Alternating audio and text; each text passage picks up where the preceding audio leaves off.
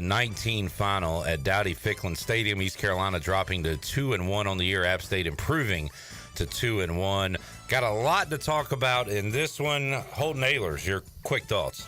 Where's the offense? I think we'll hear that a lot tonight, but you scored on the opening drive, looked great, but once we got off script, the play calling did not look good at all. We had scored a defense touchdown. The offense just didn't look good at all, so that's my thoughts. Caden, what'd you see tonight? Defense can only survive so long, and you got to make field goals. It was blatantly obvious that we got up 16 points, and Mike Houston said, whoa, we need to take the air out of the ball. Between that and everybody complaining about Garcia throwing interceptions the last couple of weeks, it was very obvious that the game plan changed. And Joe is at the stadium. What's up, Joe? Hey, y'all.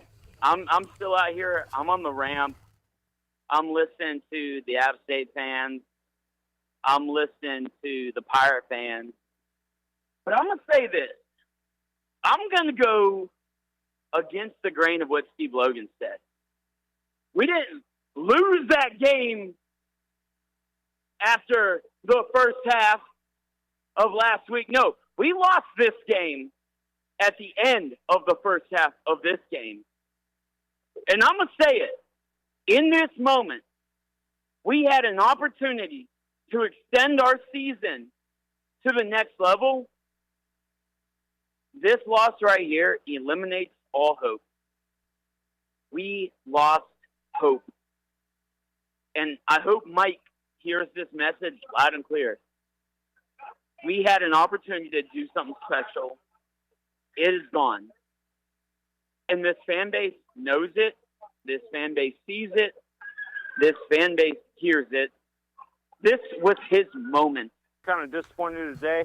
I would sum it up as a day of misses, right? Missed catches, missed tackles, missed interceptions, missed PATs, missed field goals. It's just a bunch of misses, right? Realistically, App State's a good team, but we should have won that game. We left 4 points on the field just for missed kicks, right? And, this has been a perennial issue for East Carolina. They cannot get a kicker that will steal games, right? First it was Daffer. Now it's Conrad. They need to get their special teams game, up to par. We go to B. Pace and Raleigh. What's up, Pace? Hey, fellas. Holden, congratulations, brother. I'll give you some advice. I've been married for 12 years. When they start to do the wedding planning, just ask what time you need to be there. Hey, that's all I'm going to do, man. People have been asking me. I'm like, yeah, that's on her. You're going to have to ask her that. Yeah, just get on what time you need to be there, my man. I love it. So I thought Hope made a good point earlier about getting off script, because they definitely did that. I think we dropped 3 interceptions today. I think I counted. We dropped one was close. He was diving for it, but I think it was maybe 2 in the second half, 1 in the first half we dropped. So that definitely was part of the game. How, Holton, quarterback situation? Do you start giving Hauser some first string reps this week? You got to look at the film. I don't think Garcia played terrible. The pick, obviously, I think the pick was a really good coverage play by App State, but you also can't throw it in that situation if it's risky at all. Look, he's the gunslinger. That's what we've heard this whole time, and when he gets in the rhythm, he looks good, but the whole offense didn't look in the rhythm. I didn't think the quarterback was the issue tonight. Now, I'll go back and kind of watch some of the film and see what happened, but you got to get these guys into rhythm. Look, any quarterback who can't get into rhythm because of the play calling isn't going to be successful. It's very, very tough to. Look, our time of possession was 21 minutes tonight. App State's was 39. All the fast up-tempo stuff when you're playing an offense is going to hold the ball, and that was clearly their game plan, was to hold the ball and let the offense just go out there, do whatever they were doing, just let them do it fast, and then just get back on offense and try to hold the ball. And our defense gave us a chance to win tonight. Special teams didn't pull through, and neither did the offense. Blake Harrell's not the issue, so we're not going to start this. I know I just kind of started that, but look, Siobhan's first-round draft pick, he looks really, really good. Just let him go play man. That's my one complaint about the defense. Other than that, defense did not lose this game. Yeah, and App State, they're known for their stretch offense. They want to stretch you, wear you out, which they did wear us out, but they want to pound that rock for yards, and they just didn't do that tonight. But, third downs, like Brent said, they crushed us on the third down conversions. Honestly, I think that if we ever need another coach, we don't need to do a national search, because all our fans have the answer and they have the game plan, and all our fans can just do it better than anybody else out there. So I don't know, man. I'm sorry. We're 2-1. That was not a bad game. This is a heartbreaking game. That's what it is. It's a heartbreaking game. We haven't beat, an in-state school since 2018, UNC, like a big rival. I don't even know if we consider App really a rival. Yeah, maybe historically, but we need to beat them for them to be a rival. But like 2018, this school, I think everyone's just hungry for an in-state big game like this. Yeah. Because I agree. I think we played a physical game. I think App played an incredible physical game. I thought it was a great physical matchup. It's just heartbreaking. And App State is a top 5, top 10 G5 school. You're going to come down to the wire with teams like App State and Liberty. It's going to be tight, and you got to limit the mistakes. And we didn't limit the mistakes, and we got hammered on time of possession. That's why we lost. Yeah, Holton, man, congratulations. And look, mess up one thing. Pick one small thing in the wedding plans and mess it up. They'll never ask you to do anything. I love it. Thanks, Reed. It's not bad advice. My wife and I are together 19 years, so trust me. I think exactly what Holton said. JDB, as soon as he got off script, everything else went downhill. And you prepare the script. If you want to talk about what a script is so people know. Yeah, so like going into a game, like the OC is going to get together with the coaches and maybe the quarterback, depending on, what the coach thinks of the quarterback's, mind going into it. But they're going to have the first 10 to 15 to 20 plays written down, and you literally just follow them in a line. And the only difference is if you get to a third down, then you have a third down chart too. So if it's a third down, you get off that script and look at the first third down script too. So it's really concerning that we only scored a touchdown that was within that script. Once we got off that script, the offense looked not good. We couldn't move the ball. So, we did move the ball. We couldn't score, but that's very concerning that we couldn't draw up plays to throw the ball downfield. I've said it in the past 2 weeks. We have not been throwing the ball downfield. This offense is meant to throw it deep. We got speed, guys. Let's throw it deep. Let's do it. We hit one early, like you said, over the middle. That's something I was telling Caden, off air, that touchdown play was something that a coach saw on film earlier in the week. That was not something JDB looked at his play call sheet and picked that play to run. That was chosen earlier in the week. So we did not score a touchdown that wasn't, off the script, off the fly, off of JDB. Looking at the UB stat sheet, East Carolina, 226 passing yards, 98 rushing yards, 324 on the day for East Carolina as a whole. I'm so sick of losing to good teams. Looking before we break down the game a little bit, looking at the time since Mike Houston's been here, his best non-conference win was against BYU out in Provo. A couple good conference wins over Memphis, one over UCF. But besides that, pretty much what we've done under Mike Houston is beat bad teams. He can't beat good teams, at least not consistently. We just left so much out there. Anytime we were getting ready to do something, we shoot ourselves in the foot. Everybody's talked about the missed field goal and the missed extra point. You go down and you stop them on a 2-point conversion, and we get a stupid late hit penalty, which, gives them 2. So many points we left on the board. We hit a big pass over the middle, so well fumbles it. We hit a big pass, get it in the midfield, and next play, Garcia throws a pick. Every time we get something going, we shoot ourselves in the foot. The defense played their asses off.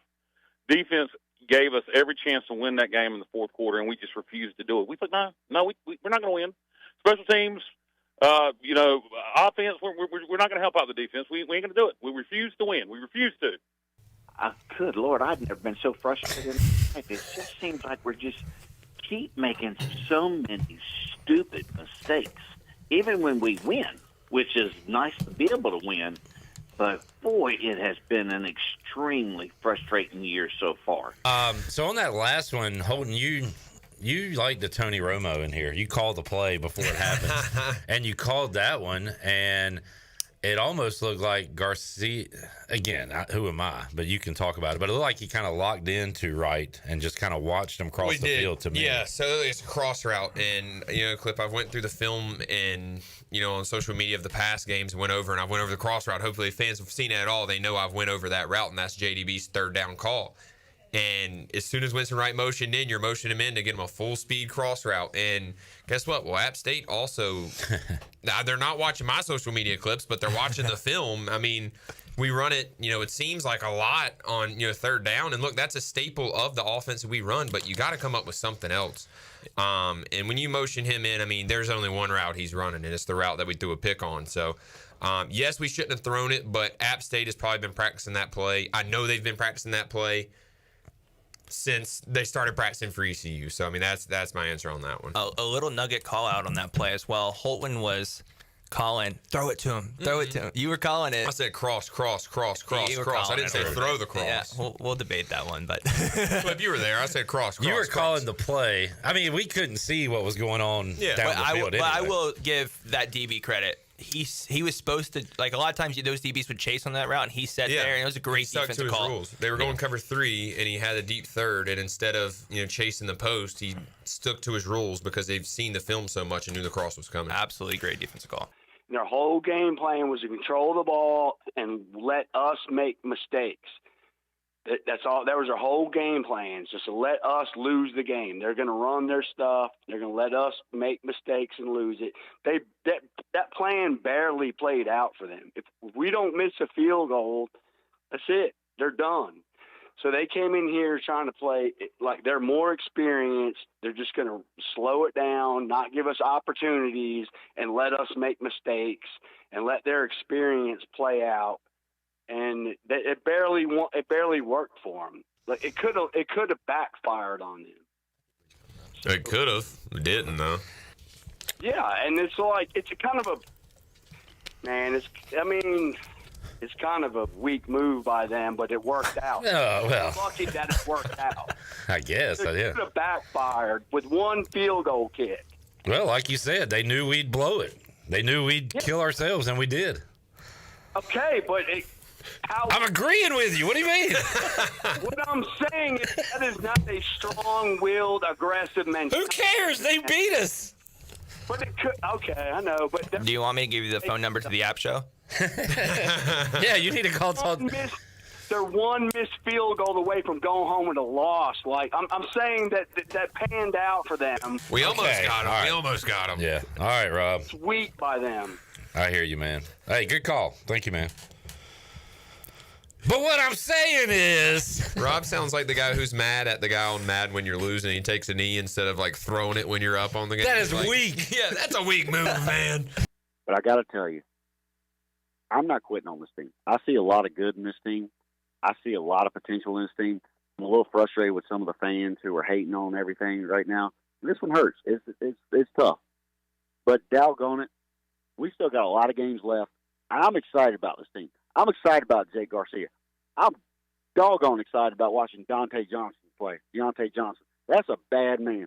In fact, there ain't but two bad men in this world. The first one's John Wayne, and he's dead. But the second one is Chavon Ravel. My goodness, he turned down SEC money to stay at East Carolina, and I get so excited watching him play football. That defense is as fun a unit as I've ever seen watching East Carolina. All we got to do, we tighten up a little bit on offense, we'll be fine. Get the ball to Rajay. Get the ball to Javius Bond. Get the ball to Marlon Gunn. Let's see the playmakers make some plays. And doggone it, next week in Liberty, we're going up there. Jerry Falwell, get your popcorn ready because you're going to see the best show you've ever seen since you invited the bull boy into the bedroom. The Pirates are going to come for you, and I don't care about it. Tonight sucks. It hurts. It hurts. I'm hurting. I can't stand to see App State fans on Monday morning. I'm going to have to hear it. But that's fine. It's behind us. We got a full season still left ahead of us. We got a full conference season left. And we're going up there, and I don't care nothing about Liberty. They can go play their little fancy little Fiesta Bowl last year, whatever, yada, yada, yada. You know, their endowment at Liberty is more than every other school in Conference USA combined. They're playing with a stacked deck. But when we roll into town next week, the cards are even. We ain't playing with no stacked deck. Try to stack the cards against Deontay Johnson. Try to stack them against Chavon Ravel. We're coming for you. Get your popcorn ready, Jerry. Mike Houston and the Pirates, we're turning the season around, and we're rolling. I don't want to hear the hate from these Pirate fans. Keep your chin up. Let's go win some ball games. Go Pirates. That is Justin in New Bern. You know who that is, Shirley, right?